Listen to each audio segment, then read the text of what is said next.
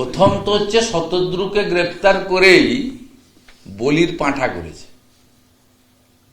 প্রথম গ্রেপ্তারটা তো অরূপ বিশ্বাসকে করা উচিত, দ্বিতীয় গ্রেপ্তারটা তো সুজিত বোসকে করা উচিত, তারপরের গ্রেপ্তারটা শতদ্রুকে করা উচিত। গেরুয়া বাহিনীর লোক ঢুকে সন্ত্রাস করেছে বলে, ভাঙচুর মারামারি করেছে বলা হচ্ছে। গেরুয়া বাহিনীর লোক মানে আপনিও তো গেরুয়া। ভারতবর্ষের জাতীয় পতাকায় গেরুয়া থাকে, হিন্দুরা তাদের বাড়িতে গেরুয়া ধ্বজ রাখেন, স্বামী বিবেকানন্দ গেরুয়া বসন করতেন। গেরুয়ার সঙ্গে কোনো রাজনীতির সম্পর্ক আছে নি।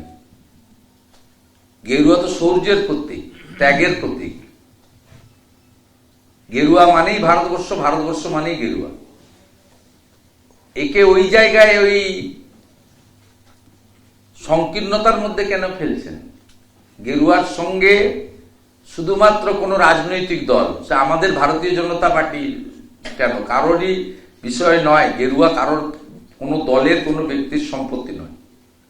যে বসন স্বামী বিবেকানন্দ তার গায়ে তুলে নিয়েছিলেন, যাকে ত্যাগ এবং শৌর্যের প্রতীক বলা হয়, কয়েকদিন আগে রাম মন্দিরের মাথায় যে ধ্বজ উঠে রাম মন্দির নির্মাণ সম্পূর্ণ হলো, সেই গেরুয়াকে নিয়ে বিতর্ক যারা করছেন তারা নিকৃষ্ট মনা, সংকীর্ণ মনা এবং জামাতিদের দোসর বলে মনে করি। আমাদের যে ক্রিকেটার অশোক দিন্দা, সে মাঠে দাঁড়িয়ে আছে, তার ছবি পোস্ট করে বলা হচ্ছে যে অশোক দিন্দা কি করে ঢুকলো, এইটা কি জেরা হবে না? এটা যাতে আমাদের সব এমএলএ কে একটা করে কার্ড দিয়েছিল। ভারতীয় জনতা পার্টি খেলার মাঠে কি বলবে যে ওখানে মমতা আসবে, তুমি যাবে না? কোনোদিন বলে না। 294 জন এমএলএ কেই একটা করে কার্ড দিয়ে এসেছিল, যারা বিধানসভা থেকে পেয়েছেন, নিয়েছেন। আমার রুমেও একটা কার্ড দিয়েছে। ওকে দেখাচ্ছে মেসির কাছাকাছি, মানে ওকে দেখাচ্ছে মেসির কাছাকাছি, যে মিস এগুলো হয়েছে গোলমাল দেখা যায়নি। তার মধ্যে তা ওর কাছাকাছি যাওয়া মানে কি অশোক দিন তা দায়ী নাকি? ওকে অর্গানাইজার ছিল নাকি? তাহলে আপনাদের যে মিডিয়াগুলোর কাছাকাছি গিয়ে ছবি তুলেছেন তাদেরকেও তো একই সমান দোষে দুষ্ট। তো শান্তনু বসু বিদ্যুৎ দপ্তরের সচিব, একটা ডাকাত, মেসিকে জোর করে ধরে কি কি ভিডিওগুলো কি অস্বীকার করবেন? মেসি 20 মিনিট থেকে চলে যেতে বাধ্য হলেন অরূপ বিশ্বাস এবং মুখ্যমন্ত্রীর পরিবার, অরূপ বিশ্বাস এবং সুজিত বসুর পরিবারের অত্যাচারে। এবং সকল যারা নির্বাচনের সময় তৃণমূলের প্রচার করে, সেই টলিউডের কিছু লোকজন তারা কুক্ষিগত করে রেখেছিলেন। তাদের বিক্রি করেছিলেন কেন টিকিট? 5,000 থেকে 14,900 পর্যন্ত। এই যে বলছে আমি যোগড়ে কাজ করি, মানে মিস্ত্রিও নয়, লেবার, তাকে ধুলাবালি ঘাঁটতে হয় মাথায় প্রত্যেক দিন। এই ছেলেটা 5,000 টাকা এর কাছে অনেক। এরও তো মাসে 10-12 হাজার টাকা রোজগার।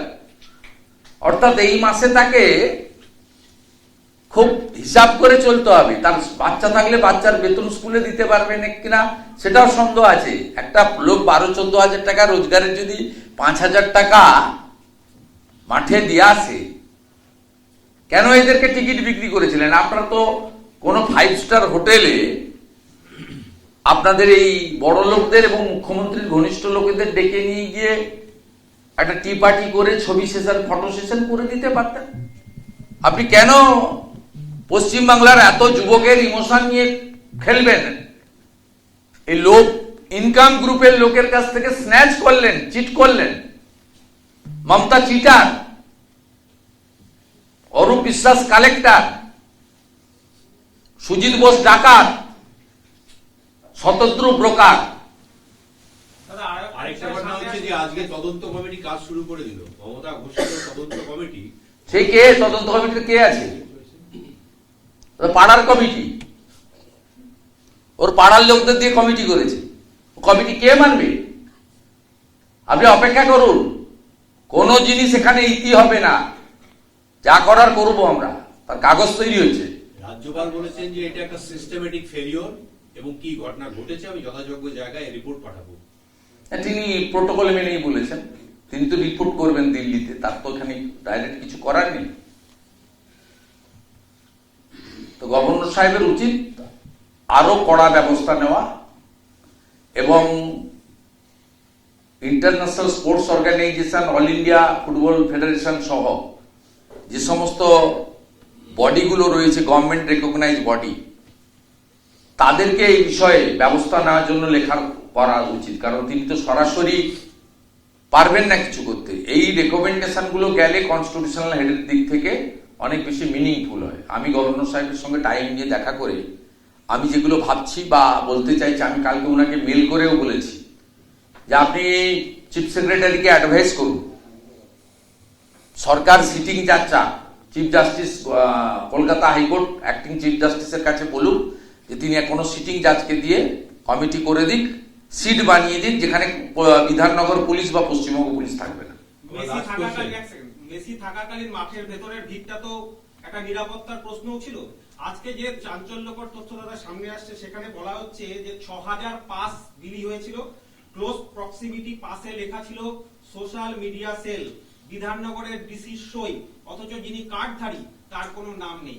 সুতরাং এত মানুষ ঢুকলেন, মেসি এবং আরো দুজন ভিআইপি সেলিব্রিটি ছিল, তাদের নিরাপত্তার প্রশ্ন এবং কার্ডধারী তাদের কোনো নাম নেই, 6000 এরকম পাস বিলি হয়েছে। তৃণমূল বা আইপ্যাক বলে দিয়েছে তাই করতে। মুখ্যমন্ত্রী তো আইপিএস দের টুইটাকারি করে বলে দিয়েছে, রাজীব তুমি একটু বলে দাও মুকেশকে দিয়ে দিতে, মুকেশ দিয়ে দিয়েছে। কিন্তু লেখা টাকা লাগে না, সই লেখা কিচ্ছু লাগে না, দশকর্মা ভান্ডার। এবিপি আনন্দ, এগিয়ে থাকে, এগিয়ে রাখে।